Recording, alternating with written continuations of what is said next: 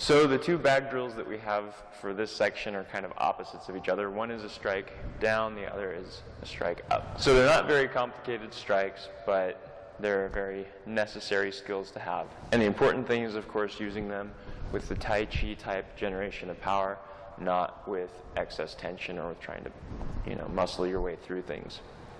So the first one that we're going to do is the upward strike, because that's the easiest of the two, and so it's a good starting spot. And the way that I teach this one is almost the same as the forward, where you push into the bag, only instead of pushing, you twist and you lift. So this one I'd recommend going really easy on if you're using a bag, because you can skin up your elbows pretty bad sliding up the bag. But if you have one of those bags that's maybe angled, or you have, something that you can put at an angle so you can practice that strike up, then that's what I would recommend over using a punching bag. I don't have any of those things, so I have to use a punching bag.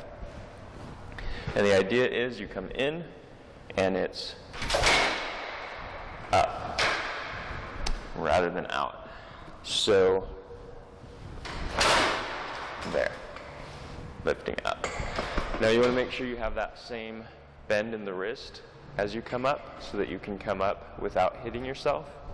Don't keep that fist straight, because you won't be able to go up as high without your fist actually running into you. So just flex the wrist so that you pull the hand back and you can come up with it. So of course you can do this one with a stepping in, or you can do it stationary and just twist in there.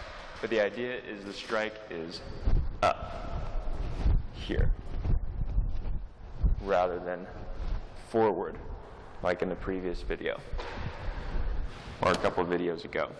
So as you come in, you want it to lift the bag, not just push it away from you. So that's the first one, striking up. Pretty straightforward. The mechanics are almost the same as the other moves that we've done, where you step in and twist. The only difference is you're putting force up instead of forward or around. So same kind of twist, it's just being applied differently. There. So the next bag drill is one that I find pretty easy, but I found that a lot of students have found a little bit more difficult. So I'm going to spend a little more time on this one than I did on the one where you come up, because there seems to be a lot more pitfalls in this particular bag drill. So this next strike is a strike down with the elbow. Most people would probably think that this is the strike, but it's not. That one would be really difficult to do on a punching bag. And most of these should be fairly easy to do, even if they're not ideal, like the last one we did where you come up. Not ideal on a punching bag, but you can still do it. This one would be really difficult to try to pull off on a punching bag. You just end up skinning your elbow and want to get much out of it. So the one that we'll be doing for the punching bag actually comes over the top and down. It's a strike down this way, using that same part of the elbow that we used for this strike and for this strike, that last little bit on the outside, and it's coming over the top and down.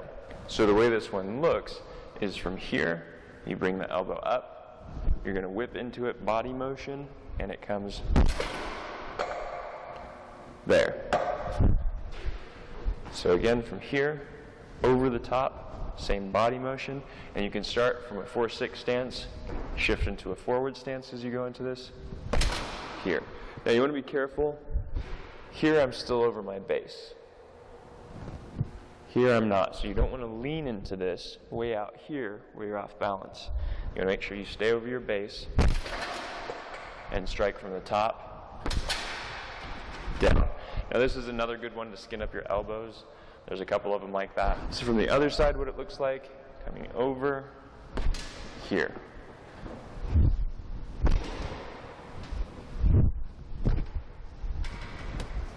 Again, start light. You can slowly put more oomph into it as you practice. Now with a strike like this, you would generally be using it either for a break, but then this one's also pretty easy for that. But this is a really good strike to the collarbones.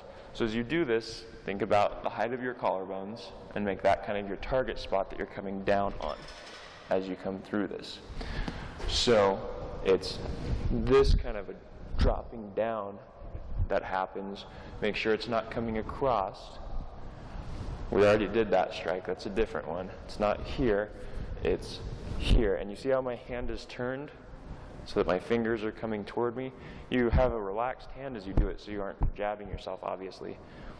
But as you do this, how the pinky side is out, that edge all the way up to the elbow is what I'm hitting with at the tip of the elbow. It's that outside edge.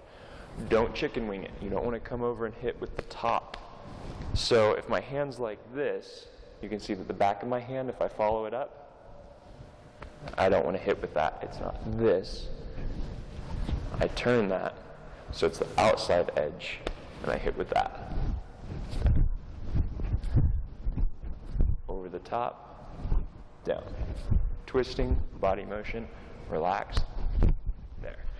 So as you are squared off with your bag, make sure that you're close enough that you don't have to lean out over your base or out away from your base to get the strike in, and it's over the top, making sure the outside edge, that's what you're hitting with, and it's coming down, not just in, but in and down. So from here, so as you do that one, make sure that your back heel doesn't come up, make sure both feet are solid, you're shifting, twisting, same power generation, it's just different application. So, to review, we have the strike up, and we have the strike down. Remember to stay relaxed, use body motion, movement from the lower dantian to power this strike as it comes up or down. Either way, stay over your base, don't get crooked with your posture, make sure it stays straight up and down for this one. And then with this one, you're going to have a little bit of an arc in the back. You're going to hollow, as you do this, kind of hollow your chest and arc the back, but you don't go out over the base. So you're not leaning as you do that one. So that's the strike up and the strike down bag drill. Do be careful as you do this because it can be very tough on the elbows. I hope you have a lot of fun as you train this one. Thanks so much for watching.